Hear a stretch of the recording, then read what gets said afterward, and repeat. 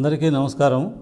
April 7వ తారీఖు ప్రపంచ ఆరోగ్య దినోత్సవం ఎలా జరుపుకుంటామో అలాగే ఈ ఏప్రిల్ 10వ తేదీని కూడా హోమియోపతి సంబంధించినంత వరకు ప్రపంచ హోమియోపతి దినోత్సవంగా జరుపుకోవడం ఒక ఆనవాయితీ.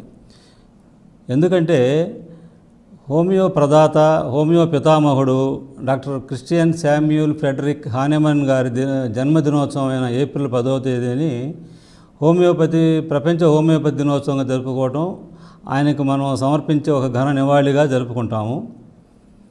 1755 ఏప్రిల్ 10వ తేదీన హానెమన్ మహాశయులు జన్మించారు. ఈయన జర్మనీ దేశస్థులు. ఓ నిరుపేద కుటుంబంలో, అతిపెద్ద కుటుంబంలో జన్మించిన ఈ హానెమన్ గారి తండ్రి ఒక పోర్సిలిన్ అంటే పింగాణి పరిశ్రమలో కార్మికుడు.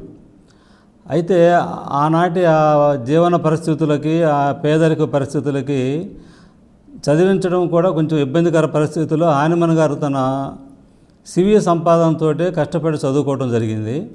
ఆ విధంగా ఆయన అల్లోపతి వైద్యంలోనే ఎండి పట్టభద్రులుగా చేశారు. అయితే ఆ ఎండి పట్టభద్రులైన తర్వాత వైద్య రంగంలో తను అనుభవాన్ని రంగరించి చూసుకుంటే అప్పటికి వ్యాధిగ్రస్తులైనటువంటి రోగులు ఆ లక్షణాలతో బాధపడుతున్నప్పుడు వాటికి నయం చేయడానికి ఇచ్చే ఔషధాల వలన కూడా వాటి సైడ్ ఎఫెక్ట్స్ వలన వాటికి ఇంకా కొత్త సమస్యలు తోడవటం వలన ఇది చాలా భరించలేని విషయం అని చెప్పి ఆయన మనస్సాక్షికి చాలా ఇబ్బందిగా ఫీల్ అయ్యి, ఇది ఇట్లా కాదు, ఇంకో విధంగా ఏదో మనం చేయాలి, మానవాళికి ఈ ఔషధాల వల్ల వచ్చే దుష్ఫలితాలను అరికట్టి ఇంకో విధమైన చికిత్సా మార్గాలను అన్వేషించాలనే తపన ఆయనలో ప్రారంభమైంది. ఆ తపన యొక్క ఫలితమే మనం ఈనాడు అనుభవించుతున్న విశిష్టమైనటువంటి హోమియోపతి వైద్య విధానం. ఆయన ఎండి పట్టభద్రులు అయినప్పటికీ కూడా ఆయన బహుభాషా కోవిదుడు.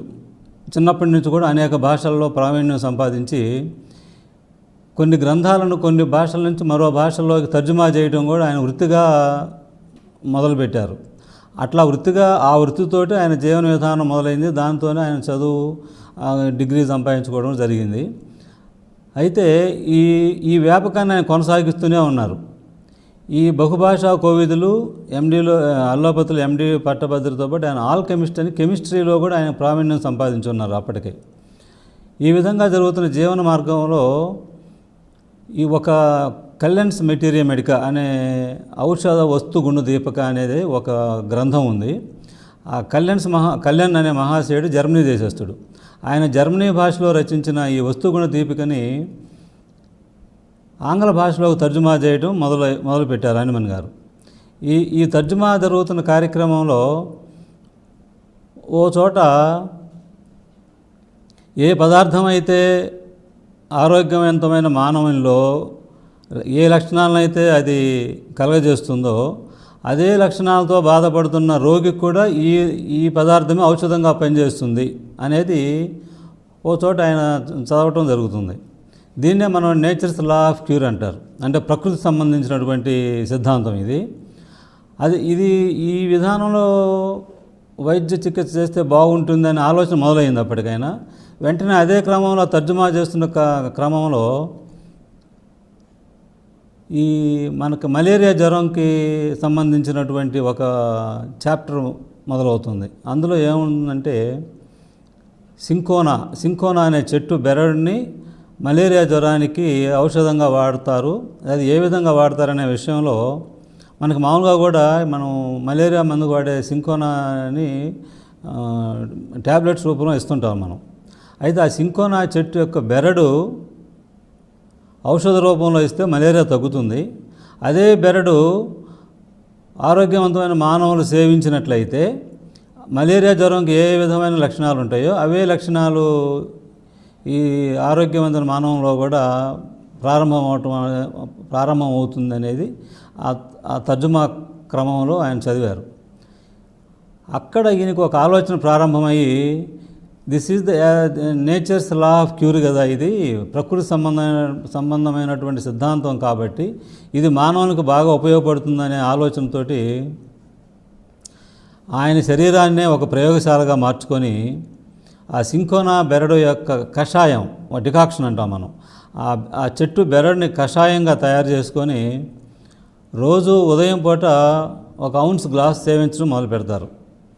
ఆ విధంగా 7 రోజులు, 1 వారం రోజుల పాటు ఆ విధంగా సేవించిన తర్వాత హానిమన్ గారి శరీరంలో కూడా మలేరియా జ్వరానికి సంబంధించినటువంటి లక్షణాలు, తలనొప్పి, చలి, జ్వరము, అట్లా ఒకదాని తర్వాత క్రమక్రమంగా ఆ వ్యాధి లక్షణాలు ఆయన శరీరంలో ప్రారంభమవుతాయి. ఆ విధంగా 2 రోజులు పూర్తిగా మలేరియా జ్వరం పూర్తిగా ఆయన శరీరంలో ఎస్టాబ్లిష్ అయిన తర్వాత సరే చూద్దామని చెప్పేసి అప్పుడు ఈ కషాయం సేవించడాన్ని ఆపేయటం కూడా జరిగింది. కషాయం తీసుకోవటం ఆపేయటం 2 రోజుల తర్వాత క్రమంగా ఈ వ్యాధి లక్షణాలు, తనలో వ్యాధి లక్షణాలన్నీ క్రమంగా తగ్గటం ఆరంభమవుతాయి. ఆ విధంగా ఒక 4 రోజులు ఈ కషాయ సేవనం ఆపిన తర్వాత 4-5 రోజుల్లోనే వ్యాధి పూర్తిగా నయం అవ్వటం, ఆ వ్యాధి లక్షణాలు క్రమంగా తగ్గుముఖం పట్టడం, మళ్ళీ ఆయన పూర్వ యథాస్థితి ఆరోగ్య దశకి చేరుకోవడం జరిగింది. దీని మీద ఆయనకి చాలా ఆశ్చర్యం కలిగి దీన్నే ప్రామాణికంగా తీసుకొని ఇది మనకి కరెక్ట్గా సరిపోతుంది, మానవాళికి ఇబ్బంది లేకుండా వైద్య చికిత్స చేయటం, ఔషధాల వలన వచ్చే ప్రతికూల పరిస్థితులు, వాటి వలన వచ్చే సైడ్ ఎఫెక్ట్స్ కానీ లేకుండా చేయవచ్చు అనే ఒక ఆలోచనతోటి అప్పుడు ఆయన శరీరాన్నే మళ్ళీ ఒక ప్రయోగశాలగా మార్చుకొని వివిధ రకాలైనటువంటి పదార్థాలను ఆయన సేవించడం, వాటి వలన ఆయన శరీరంలో ఏ లక్షణాలు అయితే అది కలగజేసిందో ఆ లక్షణాలు ఉన్న వ్యాధికి అదే మందుని ఇవ్వటం, అది తగ్గటం అన్నీ ఆయన స్వయంగా పరిశీలన చేసి అప్పుడు హోమియోపతి సిద్ధాంతాన్ని ఆయన ప్రపంచానికి తెలియజేయడం జరుగుతుంది.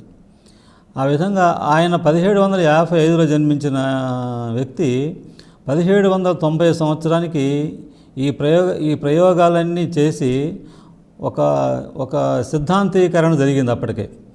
ఆ సిద్ధాంతం ఏంటంటే హోమియోపతి వైద్య సిద్ధాంతం. దీన్ని 1790 సంవత్సరంలో ప్రపంచానికి తెలియజేయడం జరిగింది. అప్పుడు ఈయనతో పాటు ఉన్న అల్లోపతి వైద్యులు, ఆ అల్లోపతి వైద్య రంగంలోని వాళ్ళ సంఘ సభ్యులు అందరూ కలిసి ఇది వింతగా ఉంది, ఇది కరెక్ట్ కాదు, ఇది ఈ రకంగా చేయడం కరెక్ట్ కాదు అని చెప్పేసి వాళ్ళందరూ దీనికి వ్యతిరేకంగా ప్రచారం మొదలుపెట్టడం. అయితే ఈయన అదేం కాదు, ఇదే కరెక్ట్ అని చెప్పేసి ఈయన పద్ధతిలో ఈ ప్రయోగాలు చేసుకుంటూ పోవడం జరుగుతుంది. ఈ ప్రయోగాలు, ఈ హోమియోపతి సిద్ధాంతాన్ని ప్రపంచానికి తెలియజేసిన క్రమంలో కొంతమంది వైద్యులు, కొంతమంది విజ్ఞానవంతులు ఈ సిద్ధాంతం ప్రకృతి సహజంగా ఉంది కాబట్టి దీన్ని మనం ఆచరించవచ్చేమో అని చెప్పేసి కొంతమంది ఆయనకి శిష్య బృందంగా ఏర్పడటం జరిగింది. ఆ శిష్యులనే ఈయన హానిమన్ గారు హోమియోపతి మందులని, కొత్త మందులను కనిపెట్టడానికి, వాళ్ళ ద్వారా చాలా మందులను కనిపెట్టడం జరుగుతుంది. హోమియోపతి వైద్యంలో ఉన్నటువంటి గొప్పతనం ఏమిటంటే హోమియోపతి మందులన్నీ కూడా సంపూర్ణ ఆరోగ్యవంతుని పైనే పరిశీలించడం జరుగుతుంది. ఇప్పుడు ఉదాహరణకి విషం, స్నేక్ పాయిజన్ అంటాం. ఈ విషం కూడా హోమియోపతిలో చాలా గొప్ప ఔషధం. అలాగే సల్ఫరు, పాదరసం, మెర్క్యూరీ, ఆర్సెనిక్ ఇలాంటి మొదలగు లోహాలు, మెటల్స్ కానివ్వండి, కెమికల్స్ కానివ్వండి, వృక్ష సంబంధమైనటువంటి పదార్థాలు అయితేనేమి అన్నిటినీ ఔషధాలుగా తయారు చేయడం జరుగుతుంది. ఏ విధంగా అంటే హోమియోపతి ఔషధ తయారీకరణే ఒక పెద్ద విప్లవాత్మకమైన మార్పు అన్నమాట. దానిని పొటెంటైజేషన్ అంటారు. ఈ పొటెంటైజేషన్ అనే ప్రక్రియ ద్వారా హోమియోపతి ఔషధాలు తయారు చేయడం జరుగుతుంది. ప్రతి పదార్థానికి భౌతిక ధర్మాలు, దాని ఔషధ ధర్మాలు, రసాయన ధర్మాలు ఈ విధంగా ప్రతి పదార్థానికి ఉంటాయి. అయితే ఈ హోమియోపతి మందులు తయారు చేసే పొటెంటైజేషన్ అనే ప్రక్రియలో పదార్థం యొక్క దాని యొక్క రసాయన ధర్మాలు అయితేనేమి, లేకపోతే ఇంకా వేరే మనకి మానవులకి పనికిరాని ఏవి ఉండవు దాంట్లో. కేవలం దాని ఔషధ ధర్మాల వరకే సేకరించడం జరుగుతుంది ఆ ప్రక్రియ ద్వారా.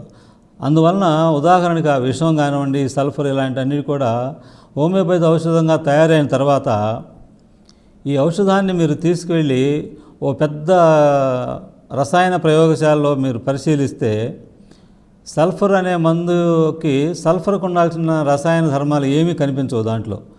కేవలం ఆ సల్ఫర్లో ఉన్నటువంటి ఔషధ గుణాలు తప్ప, ఔషధ గుణాలను మనం పరిశీలించాలంటే కేవలం మనం ఆరోగ్యవంతమైన శరీరం మీద ప్రయోగించినప్పుడే వాటి ఔషధ ధర్మాలన్నీ మనకు బయటకు వస్తాయి. సో మనకి ఈ రసాయన ప్రయోగశాలలో ఎక్కడా కూడా వాటి కెమికల్ ప్రాపర్టీస్ కానివ్వండి, వాటి మిగిలిన క్యారెక్టర్స్ ఏమి కనపడవు. విషం కానివ్వండి, ఈ రసాయన పదార్థాలు కానివ్వండి, వృక్ష సంబంధమైన, జంతు సంబంధమైన, ఈవెన్ ఫంగస్ నుంచి కూడా తయారు చేసే మందులు, హోమియోపతి మందులకి ప్రపంచంలో ఉన్నటువంటి ప్రతి పదార్థం నుంచి కూడా మందులు ఉంటాయి. వీటిల్లో ఎక్కడ కెమికల్స్ కలుపుతారు, లేకపోతే కొంతమంది ఈ మధ్య హోమియోపతి మందుల్లో కూడా స్టెరాయిడ్స్ కలిపి వాడతారనే ఒక అపోహ ఒకటి బయలుదేరింది. హోమియోపతి మందుల్లో వేరే విధంగా కలపటం కూడా అవకాశం ఉండదు, కలపటం కూడా కుదరదు. సో ఇదంతా ఓన్లీ న్యాచురల్గా ప్రకృతి సిద్ధాంత పరంగా తయారైన మందులే అన్నీ. ఒక ఉదాహరణకు మీకు చెప్పాలంటే, హనుమన్ గారు కనిపెట్టిన మందులు అన్నీ ఆయన కనిపెట్టిన, ఆయన ద్వారా, ఆయన శిష్య బృందం ద్వారా కనిపెట్టిన మందులు ఎప్పటికీ మేము వాడుకుంటూ ఉంటాము. ఏ ఒక్క మందు కూడా దీనివల్ల సైడ్ ఎఫెక్ట్స్ వస్తున్నాయని చెప్పేసి ఆ మందులు బ్యాన్ చేయడం కానీ, వాటిని తిరస్కరించడం కానీ జరిగిన సందర్భం లేదు, రాబోదు కూడా. ఎందుకంటే మనకు ఉదాహరణకి ఇప్పుడు మనం వాడే అల్లోపతి మందులు ఇవన్నీ కూడా ఎలుకలు కానివ్వండి, పందికొక్కులు, ఇలాంటి పిల్లి, ఇలాంటి చిన్న జంతువుల మీద ప్రయోగం చేసిన తర్వాత మనకి మార్కెట్లో రావటం, మానవుల మీద వాటిని వాడటం జరుగుతుంది. కొంతకాలం తర్వాత వీటిలో వచ్చే సైడ్ ఎఫెక్ట్స్, వీటిని స్టడీ చేసి మళ్ళీ ఈ మందుల వల్ల ఈ సైడ్ ఎఫెక్ట్స్ వస్తున్నాయి, దీనివల్ల ప్రాబ్లమ్స్ ఉంటున్నాయి కాబట్టి ఈ మందు వాడటం కరెక్ట్ కాదని చెప్పేసి ఒక 10-15 సంవత్సరాల తర్వాత కూడా వీటిని బ్యాన్ చేయడం జరుగుతుంది. చాలామంది మనం చూస్తుంటాం అట్లా.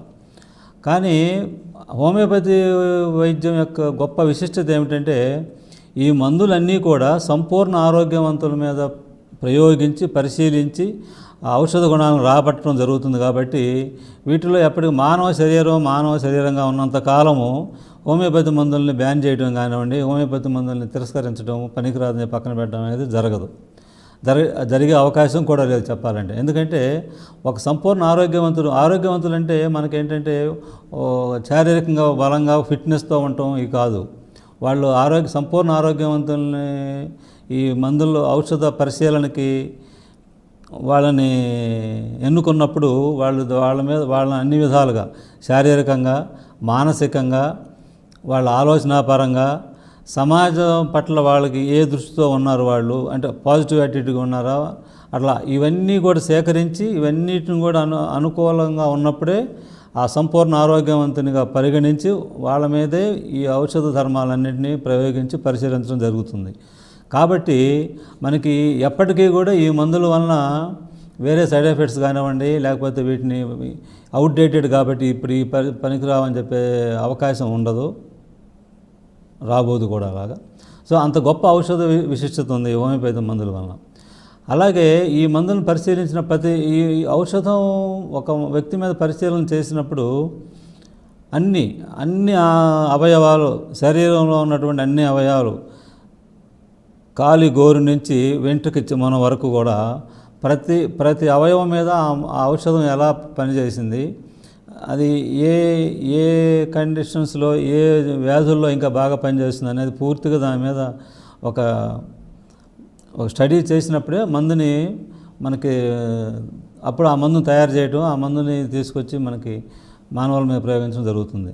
అట్లా సుమారుగా హానిమన్ గారి టైంలోనే ఒక 150-200 మందులు, 200 మందుల వరకు అప్పుడే ఆరోగ్యవంతుల మానవుల మీద ప్రయోగించి ప్రపంచానికి అందించడం జరిగింది. ఎప్పటికీ కూడా హానిమన్ గారు పరిశీలించి ప్రయోగాలు చేసిన తర్వాత అందించినటువంటి మందులతోటే హోమియోపతి వైద్య విధానం జరుగుతూ ఉంది. ఎప్పటికి కూడా ముందు కూడా ఆ మందులతోనే ప్రపంచానికి మంచి వ్యాధి చికిత్స నివారణ రెండూ కూడా జరుగుతూ ఉంటాయి. ఈ హోమియోపతి వైద్య విధానంలో మరో గొప్ప విశేషం ఏంటంటే ఈ హోమియోపతి మందుల ద్వారా వ్యాధి నిర్మూలనే కాదు, వ్యాధి నివారణకు కూడా పనికొచ్చే ఏకైక వైద్య విధానం హోమియోపతి వైద్య విధానమే. అలాగే మందులు కూడా చాలా సున్నితంగా, అంటే హోమియోపతి వైద్య సిద్ధాంతపరంగా మందులకి హానిమన్ గారు సిద్ధాంతీకరణ ఇచ్చింది ఏంటంటే లెస్ క్వాంటిటీ మోర్ క్వాలిటీ అనేది ఒక సిద్ధాంతం. అంటే మందు పవర్ పెరిగే కొద్దీ ఆ మందు యొక్క ఆ పదార్థం యొక్క శక్తి పెరుగుతూ ఉంటుంది, ఆ పదార్థం యొక్క ఒరిజినల్ రూపం తగ్గుతూ ఉంటుంది. అంటే మందు పవర్ సల్ఫర్, మీ ఉదాహరణ సల్ఫర్ మందును పరిశీలిస్తే తక్కువ మోతాదులో 6C అంటారు, తక్కువ మోతాదు డోసుని. ఆ 6Cలో ఉన్న దాంట్లో కంటే కూడా 6C తర్వాత 30, 200, 1000, 50,000 ఇలా పెంచుకుంటూ పోతారు పవరు. ఈ పవర్ పెరిగే కొద్దీ ఆ సల్ఫర్ యొక్క గుణాలు ఇంకా తగ్గుతూ వస్తాయి. సల్ఫర్ యొక్క గుణాలు ఏమి ఉండవు. ఆ ఔషధ ధర్మాలే ఇంకా వృద్ధి చెందుతూ ఉంటాయి. పొటెంటైజేషన్ ప్రక్రియ చేసే కొద్దీ, పవర్ పెరిగే కొద్దీ ఔషధ గుణం యొక్క క్వాలిటీ పెరుగుతుంది తప్ప దానికి ఉన్నటువంటి రసాయన ధర్మాలు కానీ ఏమి ఉండవు. కాబట్టి హోమియోపతి వైద్య విధానంలో వయసును బట్టి కూడా పవర్స్ పెంచడం తగ్గించడం అట్లా కూడా ఉండదు. వ్యాధి యొక్క తీవ్రతను బట్టి, వ్యాధి యొక్క దీర్ఘకాలిక ఎంత ఉందని చెప్పి దాన్ని బట్టే హోమియోపతి డోసు, ఆ పవర్ ఆఫ్ ది మెడిసిన్ నిర్ధారించడం జరుగుతుంది. కానీ ఎంత వెయిట్ ఉన్నాడు, ఇప్పుడు మనకి మామూలుగా సహజంగా మనకి అలవాటు ఏంటంటే అల్లోపతిలో పేషెంట్ వెయిటు, వయసు వీటన్ని దృష్టిలో పెట్టుకొని యాంటీబయాటిక్ కానివ్వండి, ఇంకా వేరే మందులు కానివ్వండి, వాటి పవర్ నిర్ణయించడం జరుగుతుంది, ఏ డోసు ఇవ్వాలి అలాగనేది. అదే హోమియోపతిలో వయసు బట్టి కాదు, వ్యక్తి యొక్క శారీరక పరిమాణాన్ని బట్టి కానీ, బరువును బట్టి కానీ అట్లా ఉండదు. కేవలం వ్యాధి యొక్క తీవ్రతని, వ్యాధి యొక్క క్రానిసిటీ అంటే దీర్ఘకాలికంగా ఎంతకాలం నుంచి వ్యాధి ఉన్నదన్నది, ఇలాంటి విషయాలను పరిగణలో తీసుకొని బై ది సేమ్ టైం వ్యక్తి యొక్క సెన్సిటివిటీ అంటే అతనిలో ఉన్నటువంటి వ్యాధి నివారణ శక్తి కానివ్వండి, ఇమ్యూనిటీ పవర్ను కానివ్వండి ఎలా ఉంది, ఆ శరీర ధర్మాన్ని బట్టి ఔషధం యొక్క పవర్, ఔషధం యొక్క పవర్ నిర్ధారించడం జరుగుతుంది కానివ్వండి, వయసును బట్టి కాదు. సో ఆ విధంగా ఏ పదార్థం అయితే వ్యాధిని కలిగించగలదో అదే పదార్థం మళ్ళీ వ్యాధితో వ్యాధిగ్రస్తుని యొక్క వ్యాధిని తగ్గించడానికి పనికొస్తుంది అనేది బేసిక్ కాన్సెప్ట్ ఇక్కడ. కాబట్టి మీకు హోమియోపతి వైద్యం అనేది ఎప్పటికీ కూడా ఒక నిరంతర ప్రక్రియ కొనసాగేదే కానీ మధ్యలో మందులను మార్చడాలు, మందులని రీసెర్చ్ రిపోర్ట్స్ కొంచెం జరుగుతూ ఉంటాయి. ఇప్పుడు కూడా మనకి central council of research institutes అని మన సెంట్రల్ గవర్నమెంట్ వాళ్ళు రీసెర్చ్ ప్రాజెక్ట్స్ జరుగుతూ ఉంటాయి. ఆ రీసెర్చ్లో కొన్ని కొత్త మందులు కనిపెట్టడం జరుగుతుంది. ఈ కొత్త మందులను వచ్చి మనకు ప్రజల్లో ఉపయోగపడే క్రమంలో చూసుకుంటే ఇప్పటికి కూడా వీటికంటే కూడా హానిమన్ గారి టైంలో వచ్చినటువంటి మందులను ఎక్కువ వాడుకోవడం జరుగుతుంది మాకు ప్రాక్టీస్లో. అట్లా హోమియోపతి వైద్య విధానాన్ని హానిమన్ గారు సిద్ధాంతీకరించడం, దాని యొక్క ఉపయోగాన్ని ప్రపంచ మానవాళికి ఏ విధంగా అందించారంటే ఎంతో సున్నితమైన ప్రక్రియ ఈ హోమియోపతి వైద్యం కానివ్వండి, ఔషధాలు కానీ. అలాగే వ్యాధి నిర్ధారణ, దానికి సంబంధించినటువంటి ఔషధ నిర్ధారణ కూడా ఎలా ఉంటుందంటే ప్రతి మనిషిని ఒక కొత్త ప్రయోగంలా చూసుకొని మందులు ఇవ్వటం జరుగుతుంది.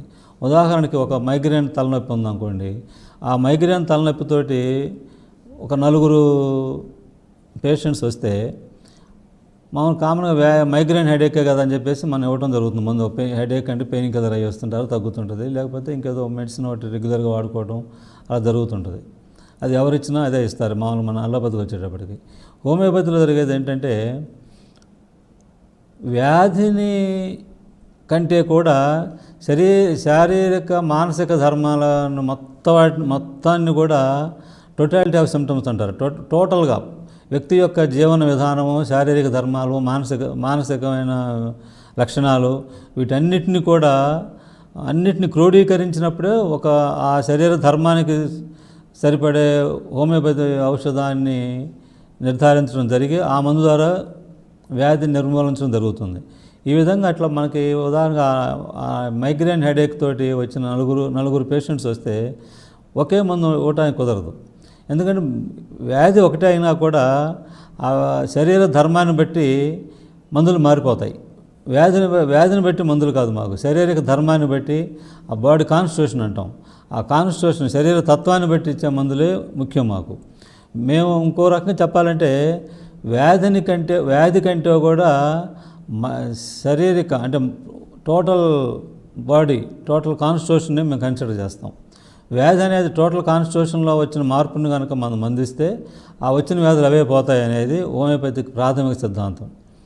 అది తలనొప్పి కానివ్వండి, లేకపోతే చర్మ వ్యాధులు కానివ్వండి, వేరే ఎలాంటివి, అలాగే మనకు లేడీస్ గైనిక్ సంబంధించినటువంటి వ్యాధులు కానివ్వండి, ఏదైనా కూడా సరే. అందుకే మేము పేషెంట్ వచ్చి తలనొప్పి అని చెప్పినా కూడా వచ్చిన ఎంట్రన్స్ కంప్లైంట్ ఇది మైగ్రేన్ హెడేక్, ఎప్పుడు దీర్ఘకాలంగా నాకు పార్శ్వ నొప్పిలాగా బాధిస్తుందని చెప్పి వస్తారు వాళ్ళు.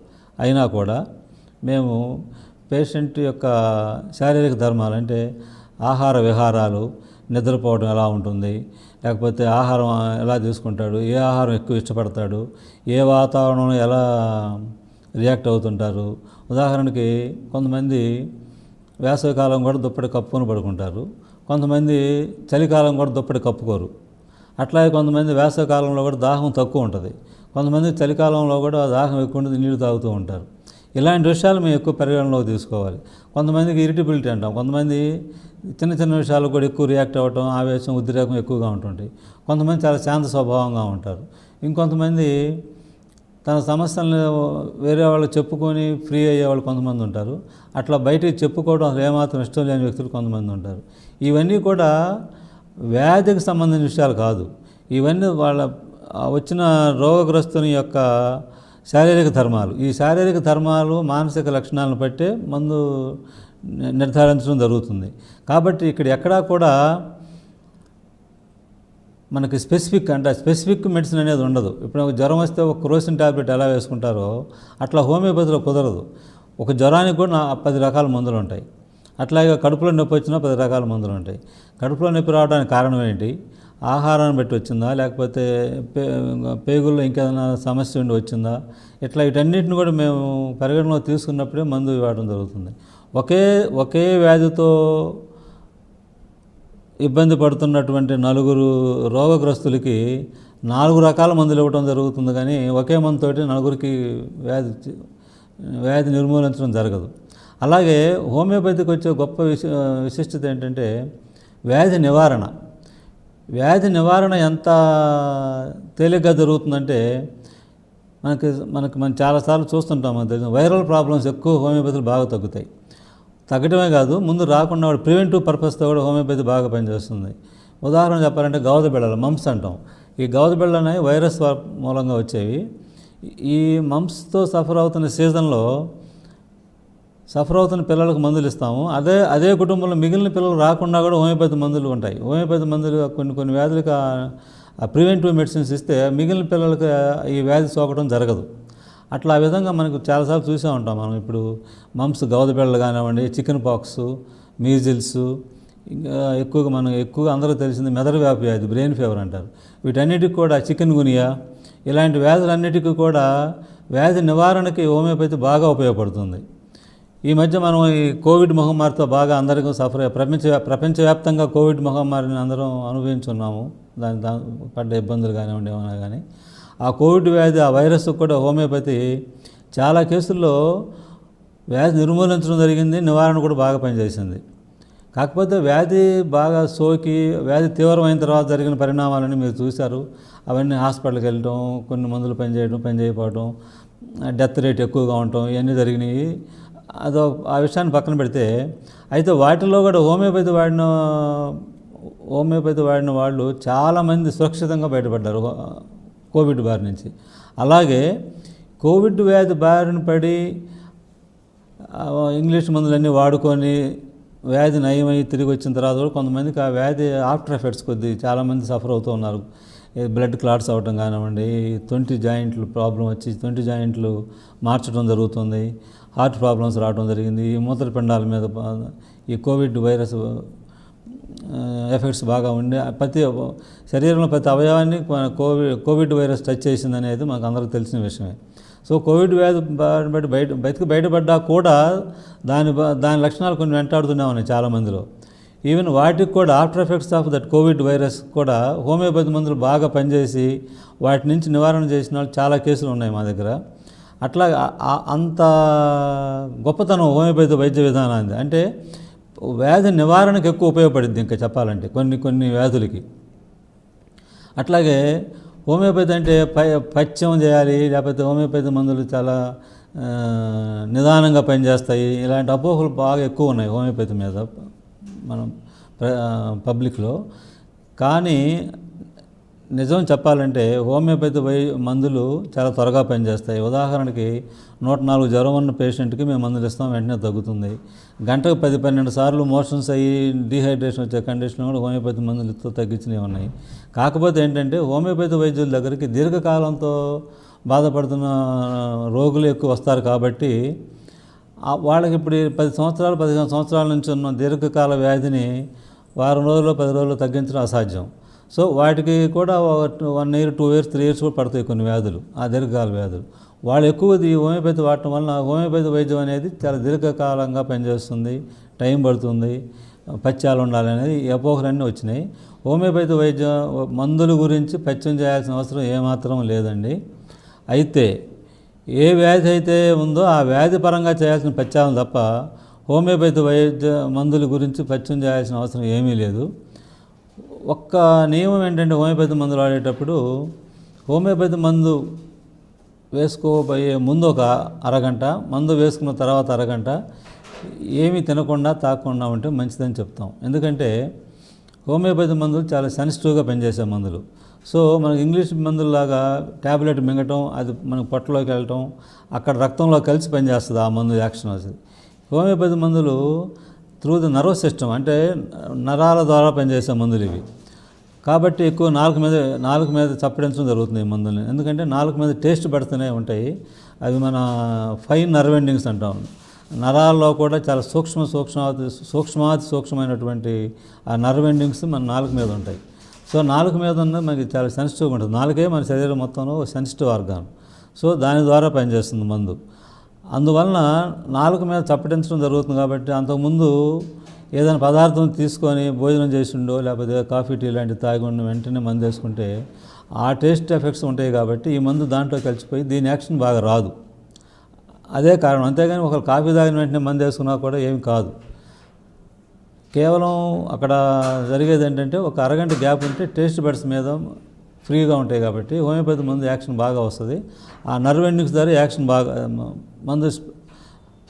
మందు పనిచేయడం మొదలవుతుంది. కాబట్టి అరగంట గ్యాప్ ముందు తర్వాత అరగంట గ్యాప్ అనేది చాలా ముఖ్యం.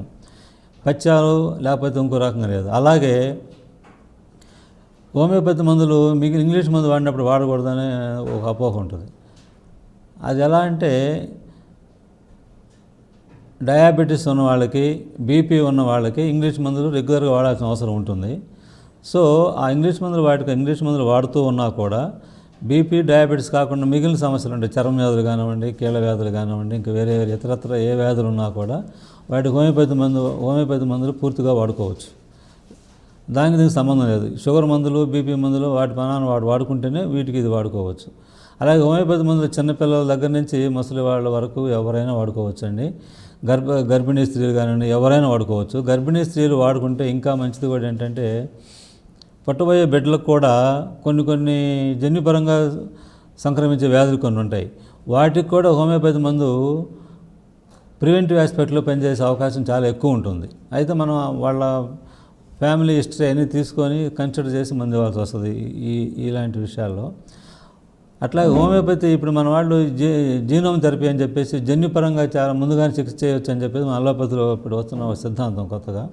అయితే ఇవన్నీ హోమియోపతిలో ఎప్పుడూ ఆనిమన్ గారే చెప్పడం జరిగింది. వ్యాధులన్నీ జన్యుపరంగా వచ్చే వ్యాధులు ఉంటాయి, ప్రకృతి పరంగా వచ్చే వ్యాధులు కొన్ని ఉంటాయి, ఆహార విహారాల్లో తేడాలు వచ్చే వ్యాధులు కొన్ని ఉంటాయి, పొల్యూషన్తో వచ్చే వ్యాధులు కొన్ని ఉంటాయి.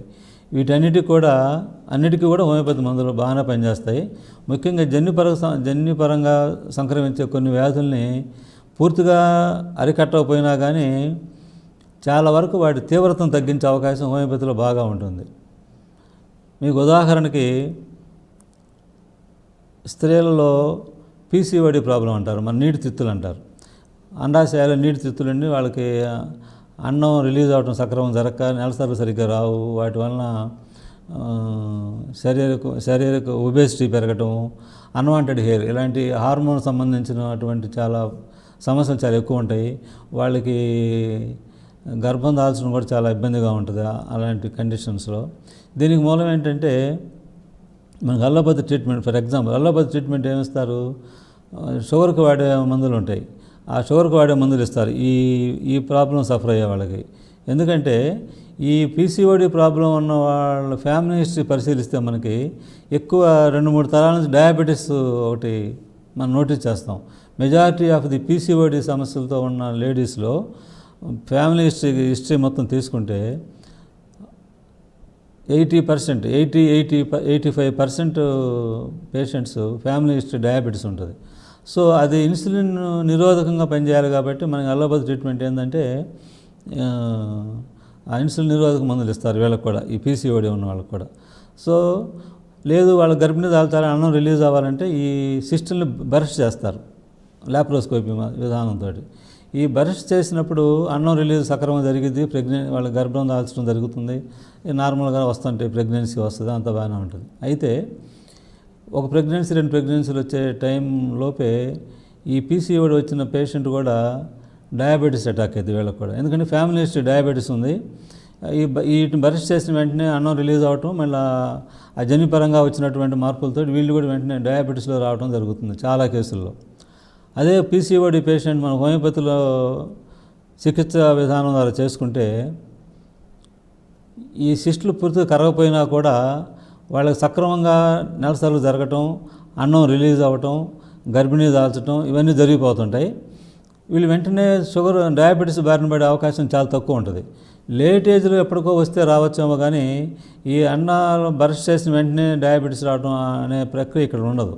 సో ఆ విధంగా చూసినా కూడా హార్మోన్ ప్రక్రియలో వచ్చే మార్పులకు కూడా హోమియోపతి మందులు బాగా పనిచేస్తాయి. హార్మోన్స్ అనేవి జెనెటికల్గా కొంచెం తేడాలు ఉంటాయి కొంతమందిలో, వాటిని కూడా హోమియోపతిలో సరిచేయడానికి చాలా అవకాశం ఉంది, చేస్తూ ఉంటాం కూడా. సో ఆ విధంగా ఒక సిస్టమ్ అని కాకుండా హోమియోపతి పలాని సిస్టమ్ పనిచేస్తుంది, పలానా దానికి బాగా పనిచేస్తుంది అనేది కాదండి. హోమియోపతి వైద్యం అన్నిటికీ, కాకపోతే దాని స్కోప్ ఆఫ్ హోమియోపతి అంటారు, దాని లిమిట్స్ దానికి ఉంటాయి. ప్రతి వైద్య విధానానికి కొన్ని లిమిట్స్ ఉంటాయి. ఆ లిమిట్స్ ప్రకారం వాడుకుంటే ఏ వైద్య విధానం యొక్క గొప్పతనం ఆ వైద్య విధానానికి ఉంటుంది. ఒక వైద్య విధానమే పూర్తిగా పరిష్కారం కాకపోవచ్చు, కానీ అట్లా మనకి కండిషన్ బట్టి ఏ వ్యాధికి ఇప్పుడు సర్జికల్ ప్రొసీజర్స్ ఉంటాయి, కంపల్సరీ సర్జరీ చేయాల్సినవి, హార్ట్ ప్రాబ్లమ్స్, వాటికి అల్లోపతి కంపల్సరీగా వెళ్ళాల్సిందే. అట్లాగే కొన్ని ఆల్టర్నేటివ్ సిస్టమ్స్ ఆఫ్ మెడిసిన్స్లో కొన్ని వ్యాధులు మనం వాటిని అనుసరించక తప్పదు కూడా. అలాగే హోమియోపతి కూడా అయితే మనకి ఉన్న అపోహల కంటే కూడా ఎక్కువ స్కోప్ ఉంది హోమియోపతి వైద్య విధానంలో. ఒక సంపూర్ణ మానవునికి మనం ఆరోగ్యాన్ని అందించడంలో హోమియోపతి పాత్ర చాలా ఉంటుందని ఎందుకు చెప్పాల్సి వస్తుందంటే, మనకు ఉన్న అవగాహన ఏంటంటే హోమియోపతి పాత్ర చాలా కొంచెం ఏదో ఒక ఎలర్జీగానో లేకపోతే కొన్నిటికని చెప్పేసి ఉంటుంది. అట్లా హోమియోపతి అదే ఉండదు, పలానా జబ్బని పలానా దీని వరకే పనిచేస్తాను అట్లే ఉండదు. అన్ని వ్యాధులకి, అన్ని వయసుల వారికి, అన్ని కండిషన్స్లో కూడా హోమియోపతి వాడుకోవచ్చు. ఉదాహరణకి వడదెబ్బ ఉంది, వేసవికాలం వడదెబ్బ రాకుండా కూడా హోమియోపతి మందులు ఉంటాయి. కొన్ని మందులు ఉన్నాయి, ఆ మందుల్ని 1 డోసు 2 డోసులు వేసుకొని బయటికి వెళ్ళినా కూడా మళ్ళీ తిరిగి వచ్చేటప్పటికి వడదెబ్బ తగలటం కానివ్వండి, లేకపోతే వడదెబ్బ తగిలిన వెంటనే రికవర్ అవ్వడానికి కూడా హోమియోపతి మందులు బాగా పనిచేస్తాయి. మనకి సలైన్లు పెట్టి ఈయన రొటీన్ ప్రాసెస్ అనుకోండి. అట్లా కాకుండా ఎండలోకి వెళ్ళి వచ్చిన వెంటనే ఆ రోజు ఎండలో బాగా తిరిగి వచ్చిన రోజు కాకపోయినా మర్నాడు ఉదయానికి మొదలవుతాయి కొంతమందికి విరేచనాలు కానివ్వండి, జ్వరం రావటం ఇలాంటివన్నీ. అలాంటిది after effects of sunstroke, ఆ వడదెబ్బకి తర్వాత కూడా ఇబ్బంది లేకుండా మందు వాడుకుంటే ముందుగానే వాళ్ళకి వడదెబ్బ యొక్క ప్రమాదం నుంచి చాలా తేలిగ్గా ఉపశమనం పొందవచ్చు. ఇలాంటి విషయాలు హోమియోపతిలో చాలా ఉన్నాయి. అట్లాగే ఇలాంటి గొప్ప హోమియోపతి వైద్యాన్ని ప్రపంచానికి అందించినటువంటి హానిమన్ మహాశయని జన్మదినాన్ని ఏప్రిల్ 10వ తేదీగా వరల్డ్ హోమియోపతి డే జరుపుకోవటం హోమియోపతి వైద్యులు అందరికీ కూడా పండగ లాంటి వాతావరణం మాకు అది. అట్లా ప్రపంచం కూడా హోమియోపతి వైద్యాన్ని గుర్తించి ప్రపంచం మొత్తం కూడా ఏప్రిల్ 10వ తేదీ సందర్భంగా హోమియోపతి యొక్క ప్రాచుర్యాన్ని గమనించి హోమియోపతి వైద్యం ద్వారా లబ్ధి పొందాలని చెప్పి ఆశిస్తూ ఉంటాం. ఈ అవకాశం కల్పించినటువంటి ఈ ఛానల్ వారికి కూడా హోమియోపతి వైద్యాన్ని ప్రజలందరికీ కూడా దగ్గర చేయడానికి ఈ అవకాశాన్ని కల్పించినందుకు వారికి కూడా మా ధన్యవాదాలు.